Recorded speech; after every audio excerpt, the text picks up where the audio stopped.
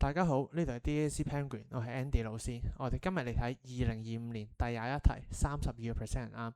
嗱，我將啲植物擺喺 culture solution，即係入邊有啲 nutrients 喺入邊嘅，而另一兜係冇 magnesium，OK，冇 magnesium 嘅。咁會有啲咩問題呢？第9課 nutrition in plant 我哋學過 magnesium 用嚟整啲咩㗎？用嚟整 chlorophyll 嘅。好啦。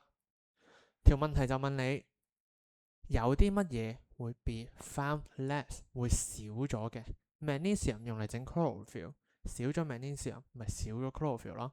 呢樣嘢大家有本書就冇問題㗎啦。問題係2同3點樣決定？好簡單 chlorophyll 用嚟做咩㗎？用嚟做 photosynthesis 做我哋嘅光合作用。光合作用嚟整咩㗎？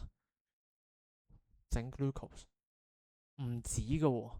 呢啲都係 intermediate， 佢會再幫我哋整，譬如話 cellulose 啦，可以用嚟整 lipid 啦，因為入邊啲 component 有 carbon，OK，諸如此類嘅嘢，有 oxygen，有 hydrogen，可以通過唔同嘅 process 轉換去第二樣嘢，所以少咗 chlorophyll 會令到 photosynthesis 做少咗，做少咗嘅時候，呢啲嘅 raw material，OK，raw material 就少咗啦。